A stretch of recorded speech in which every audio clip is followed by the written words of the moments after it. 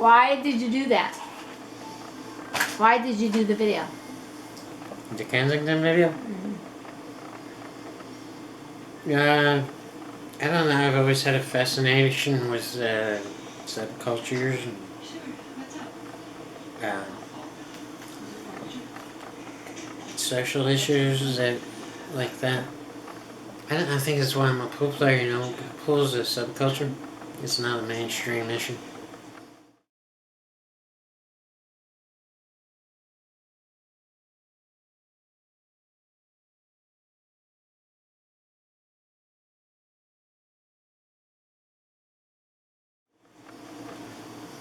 I don't know. But weren't taking a chance? What kind of? You mean the danger? Right. Yeah, a little bit. Getting stabbed with a needle. A little bit, yeah. But, you know, with most people, unless they're insane, literally, they're not dangerous. You just treat them with respect and they'll respect you back. It's when you start getting in their space or when you're passing judgment on people, that's when things go downhill real quick. If they feel a threat, we just don't go at people with a threat like you're better than them. You just treat them like the human beings that they are. They just have problems. No, I'm not scared to go out on the streets. What year was that? It was a couple of years ago. I think it was 2016. You drove up there? Mm-hmm. From here? Mm-hmm. I've done that trip 1,000 times. I have family in Philly. Mm-hmm. I grew up in Philly. Right. Kensington is known, has always been known as a serious open air drug market. Is the area still like that today? Oh, it's worse. Really? Yeah, it gets worse every day. Yeah, they just I thought that mayor or something was going to clean it up. Yeah, well, how do you clean up that? Well, there's no answer there. Why didn't they build rehabs? They did. But they can't make those people force. You can't force a person into rehab, no.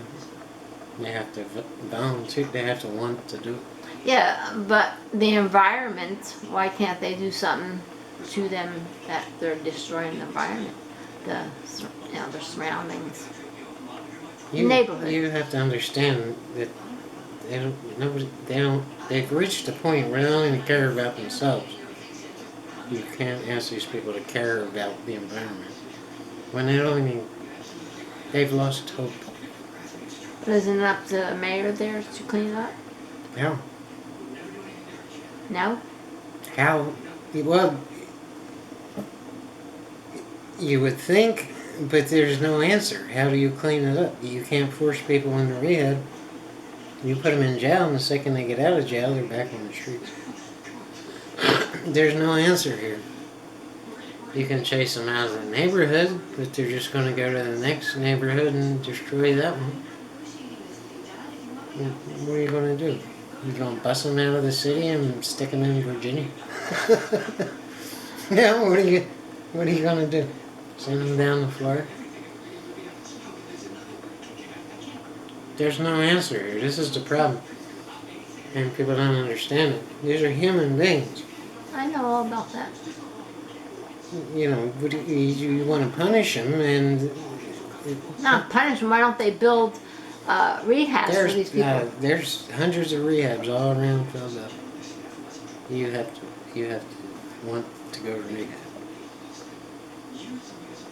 You can't, even if you could force them, they're not going to take part in the program.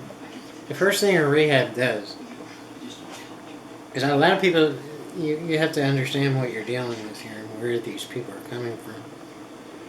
And most are children of neglect, of abuse, of drug problems. This is the culture they were brought up in. Right. So there was no structures. There's no, like the clock. It's 5 o'clock doesn't mean a damn thing to me. You know, it's time to go to school. Doesn't mean a damn thing to me. So there was no structure in their life. So the first thing a rehab does is put them on a structure. We get up at 8 o'clock. We eat breakfast at 8:30. We do this at noon. We exercise at 1. So they get them, and this is, for a lot of them, it's the first time in their lives they ever had a clock and a calendar and some kind of structure. So if you put somebody in a rehab that doesn't want to be in rehab, they're not going to take part in that structure, and rehab's just going to kick them out. So that's why it takes a willingness and a desire to get clean, and they don't have that desire. They've given up because, well, a lot of reasons. People just don't understand this issue. They've given up. They've lost hope in themselves, in life, in everything, in laws and rules and structure. Instead of thinking like you have to kind of think like them. It's hard to explain. You have to walk in their shoes to really understand, and a lot of people aren't willing to do it. The body needs it. Oh yeah. Yeah. There's no doubt about it. You ever seen a drug addict detoxing? Mm-hmm. It's a horrible, horrible thing. I mean, they shit themselves, they vomit, it's horrible. And they scream and they yell and they shake. Well, now they have the hospitals where it's not so hard on them. Yeah, well, that's what a rehab does. It weans them off the dope. But they have to want to be there. Otherwise, it doesn't work. Yeah, you can put them in jail. The brain, it remembers that high. That's why they go back. Well, so does the body, yeah. As soon as they get clean, that's all you think about is getting that next fix. It's so incredibly powerful. It's really, really hard to get off. There's people who have gotten off it. And I'm working on a video right now on rehab.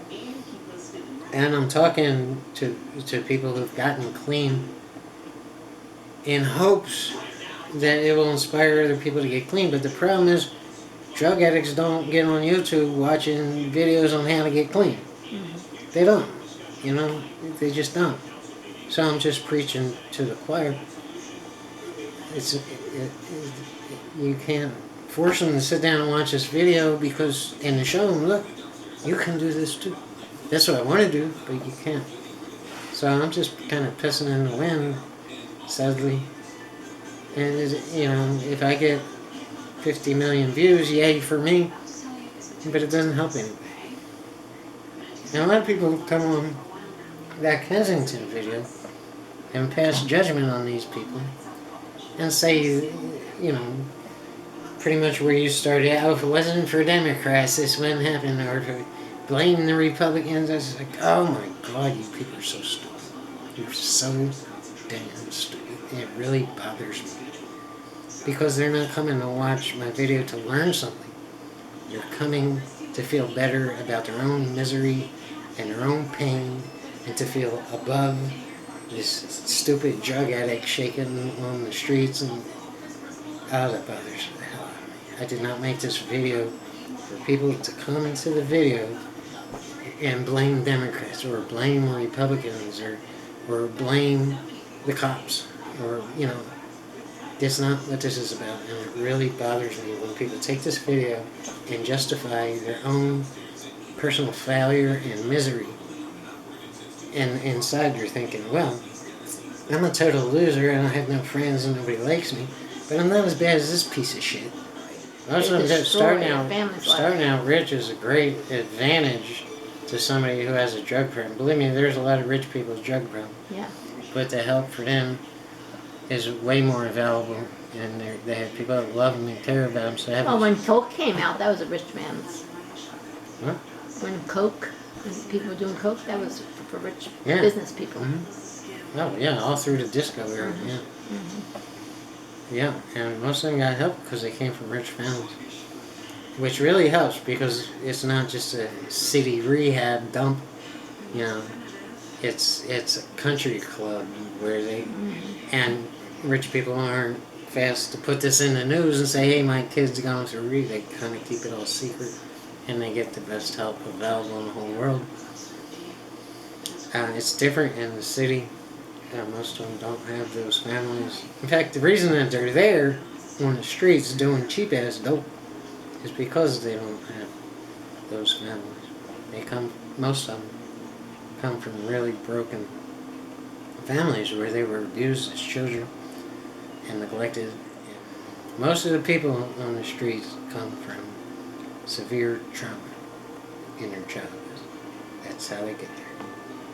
So because of that, they're unequipped to cope with the pressure of real life. Keeping a job, all this is a lot of pressure. Paying for an apartment, paying your bills, having structure. They weren't born and raised with these kind of values. And when they try, they fail because they're just not mentally equipped to deal with it.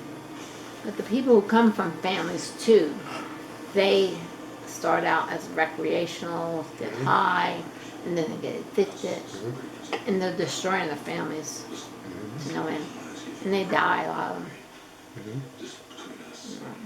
It's terrible. It's hard. Yeah. But what people make the mistake of is not saying it from the person with the problem's view. They're saying it from their family's view. How could they do that to poor you? Poor you? Try their life. Try being out there in the rain and cold right now. It's not poor you. You can go home to your colored TV or Wheel of Fortune shit. Family TV. Whatever. I had a lot of addiction in my family. A lot. That's a sad thing, and a lot of people say it's genetic. I don't think it is because Environment. it runs in my genes, and I've never. Well, see, I was always afraid of cocaine. Number one, because I was afraid I would like it too much, especially with the confidence issue. It's skyrocket, and that comes in real handy on the pool table. My pool player friends understand this. So it was always in front of me. It's all out in the pool rooms, and I was always had that thing where it's, John, don't do that. You can do this naturally. You can win naturally. You can gain that confidence naturally. You don't need it. I mean, if you get on cocaine and you win a big pool tournament, right? A big one, big pro, you didn't really win the cocaine one.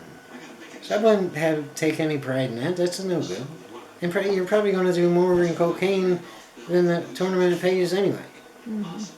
Yeah, you might get famous. In the subculture of pool, people will love you. But you didn't win. And I didn't want that crutch. And I knew I would like cocaine too much. It would be a love affair with me. So I always had the willpower to say, that's real tempting, but I'm going to do it. I'm going to do it. Cocaine's not. Yeah, but cocaine's big in the pool world. There's all around. In the South, it's more about pills and meth. A lot of meth in Tennessee. But I never. This was always. And believe me, this shit does not make you play pool better. It makes you play worse. But I knew how to nurse it after doing it my whole life. I knew when I was getting sloppy, when I mentally knew that when I wasn't caring anymore. That's the danger part, when you just, hey, let's just have a good time. Here's the money. You don't want to get like that, you know. So I knew how to just keep it relaxed. Jane, you can call this a crutch. I use it to relax. But I don't get as nervous as I used to be. I used to be real nervous. Oh, really? Yeah, I had a problem with nerves, but when you get to a certain age, you just stop giving a shit. You start thinking, oh, what's the worst that can happen? You can miscue 25 times in a row, make an ass out of yourself, and nobody cares. No, really, nobody gives a damn. You might think they're all talking about this, nobody gives a shit. They're watching Shane Van Boning and Jason Shaw. They don't care about the John Disques of stuff. But yeah, if I could do bags of cocaine and go play in a pro tournament and win it, and I'm gonna feel horrible about it because it wasn't me. It was cocaine. Speed. But pills are big around here, and I never did anything. You get so hyper, then you need beer or whatever to calm yourself down. Yeah, it becomes a big circle. I know, but that's it was cigarettes, if you want to call them a drug. They're a drug. And that controls the mind. Well, cigarettes don't really do that. Cigarettes don't change your thought process or anything. It's just kind of, there's no high with cigarettes. It's more of a... It calms you down. Yeah. Cigarettes is a stupid addiction because it doesn't do anything. It's a physical addiction. It's just sickling around, right? So why do people start it? It's so expensive and... Well, you start off as a teenager to show off. Well, it's not to show off. It's kind of peer pressure. You want to be a part of Right. Yeah, but that's why I started smoking. All the big kids. I wanted to be like the teenager. Mm-hmm. You know, my brother was a teenager. He's 9 years older than me, and he was hanging out with all the cool kids, and they all smoked. And you know, I wanted to be a part of it. So that's the peer pressure.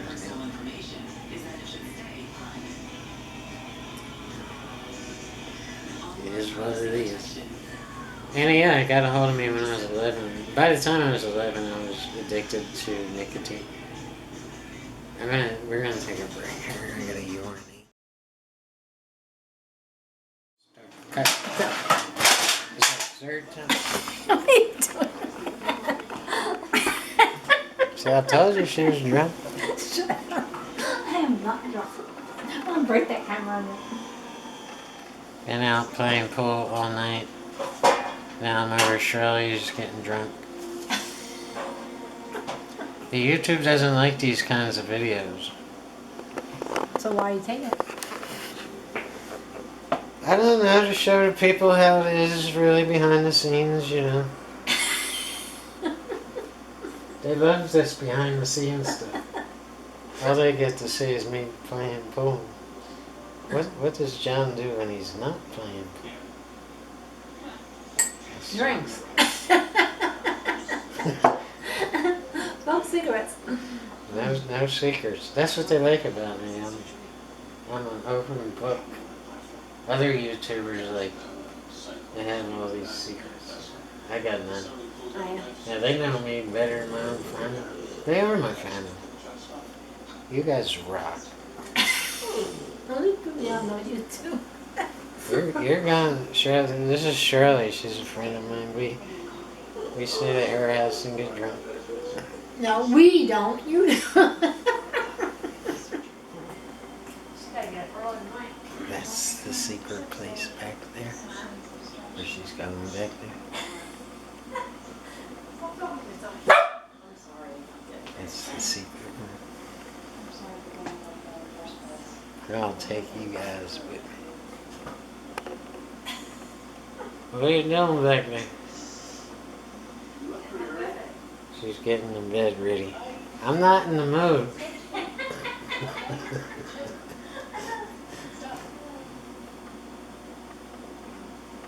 Yeah, I've been out banging pools around the pool table all day and all night because it's been raining and cold here, man. It's been cold. It's like, huh? What do you do on days like this? You go out and play pool. But then, my friend, a guy came in and we played and I beat him and he got mad and I didn't want to argue and just kind of left and came here.